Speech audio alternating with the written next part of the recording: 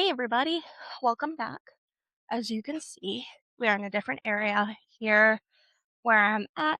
It's supposed to be 80 degrees outside and it's supposed to be beautiful. So I figured, why not take this outside? Today we are talking about before the diagnosis, during the diagnosis.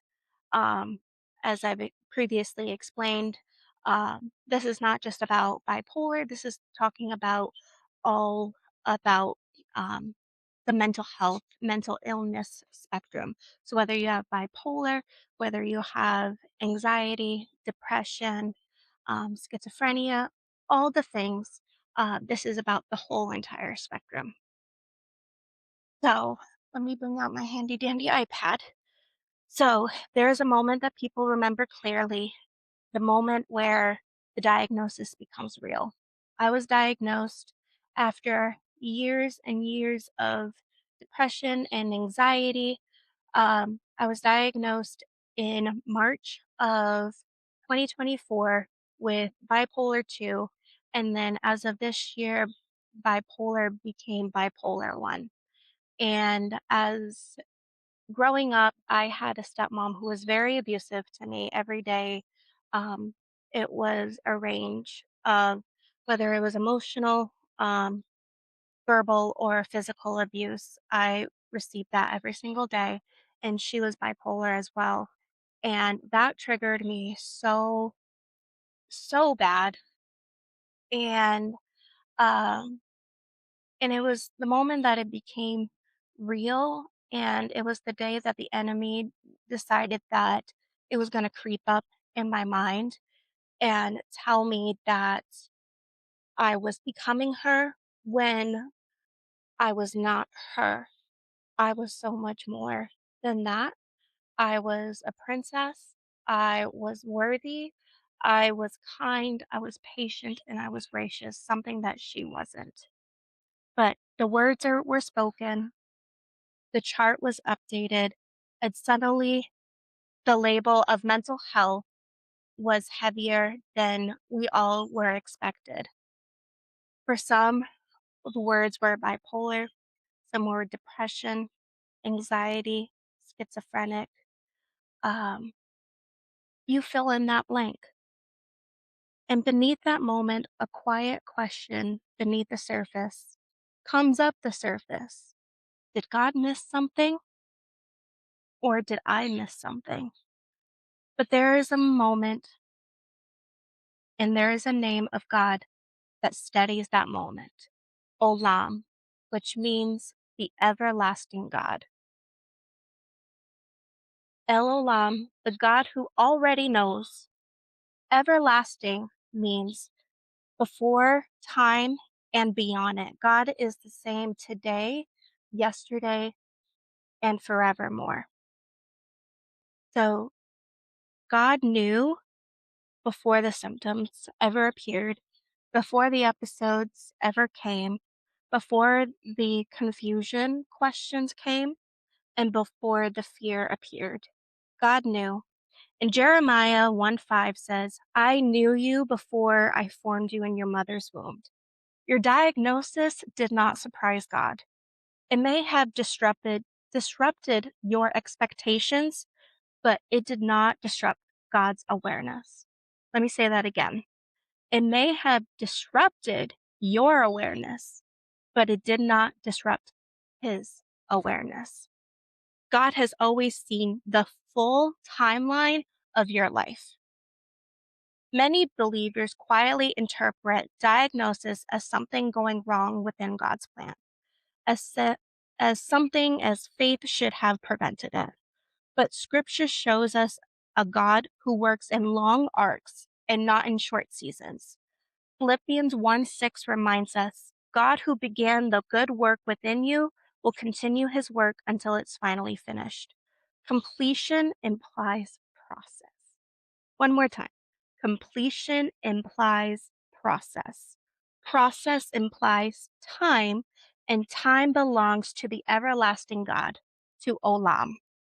Your story did not derail when your diagnosis was named. God's work in your life was already unfolding. That means This is a part of your testimony. This is part of your calling. God does not call the qualified, He qualifies the called. Another fear often surfaces after the diagnosis. Can God still use me after this? We tend to associate usefulness with consistency and emotional steadiness. But scripture tells a different story. In 2 Corinthians 12:9, Paul reminds us, "My grace is all you need. My works best. My power works best in weakness." God's grace does not erase limitation. It works through it. Your diagnosis does not disqualify you from your calling. El Olam sees your whole life, just not your hardest seasons. He sees it all. And God still works with you in your hardest seasons because it makes your calling that much greater. Mental health can involve several cycles and several seasons. Your highs, your lows, medication changes, and your emotional shifts. But none of this confuses God. Psalms 145 reminds us, "The Lord is merciful and compassionate. He is slow to anger and filled with unfailing love." Your mood states does not redefine who you are. That is something that I am still to this day learning. I am not the manic one, I am not the depressive one, and I am not the unstable one. And I think that's why I started this podcast and why I started this blog was because I wrote this to first off to encourage myself so I could encourage you. It was something that I could look back on whenever I felt like I wasn't qualified for God's calling in my life. But rather than God qualified me even more because my test was used for his testimony. And that whenever I felt unqualified, he pursued my calling even more within my life. We are fully known by God. God knew from the time that he formed us in our mother's womb that we were going to have trials and tribulations. He knew that we were going to have our mental diagnosis and he was going to use it for his glory and his purpose as long as we allowed him to. He knew it all, whether we want to admit it or not, but we can use it for his glory. He he is not startled by what we are learning to navigate.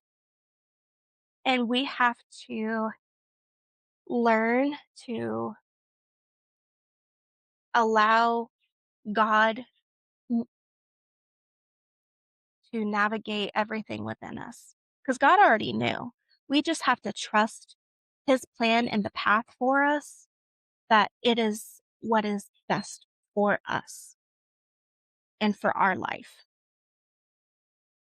The diagnosis can make the future feel fragile. You may wonder, will this affect my calling, my relationships, and for us women, my motherhood? But El Olam exists beyond our current season that we're in right now. Right now, I am coming down and in a stable season of from being manic. I was the best mother, um, but there was a catch. I was spending too much money. I was I was just in a season where it just wasn't the best for me. And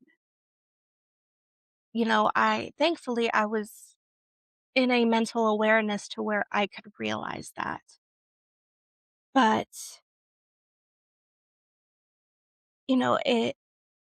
it affected my motherhood, it affected my marriage, it affected my life. And then slowly the crash came and then the depression hit. and then we had to pick ourselves back up. But God used every single moment of that as learning lessons. And as long as we kept our eyes on Him, then we were able to allow God to use that within us. In Psalms 103:17, it reminds us that the love that the Lord has for us remains forever. That includes before our symptoms, after our hardest episodes, and beyond the chapters that we cannot see. Our stories are not derailed because of those. It is already fully known by God. And that is so refreshing, but the catch is always so frustrating too. You want to say, God, why can't you just prevent this? But God is like, let me use that to reach to others.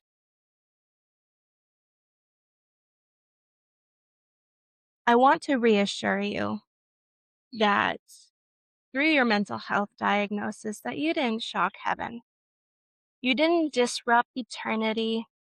You didn't receive a diagnosis that forced God to rethink your life. El Olam already knew your wiring, your rhythms, your vulnerabilities, your strengths. He knew it before you even felt it. He knew it before you even felt it. And yet, He stayed. And what an amazing God that we have, that He stayed with us through all of it. And that He sent His Son Jesus to die for us and for our human faults and our diagnosis to where we want to live for God.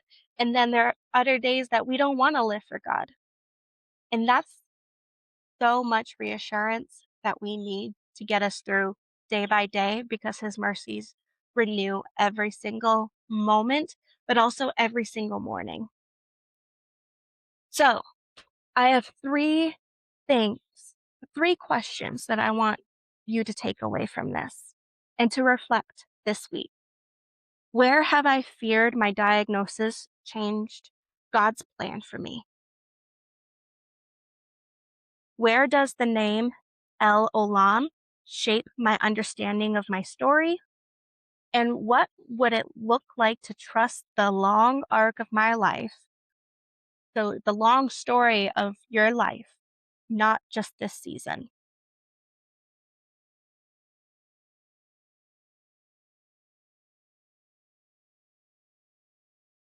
And most of all, will you allow God to use your hardest season in this life?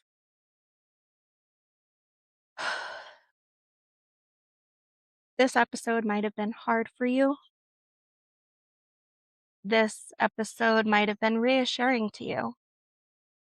If this episode encouraged you, I really would love it if you would consider to share it with someone who might need this reassurance today. And I want you to take this away. Your story may feel uncertain, but it is still held by our everlasting God. And you are still known, you are still loved, you are still held by our most loving, and merciful and graceful God. This has been Real Talk, Redeemed Rambles, and I love you, and I hope you have a blessed week.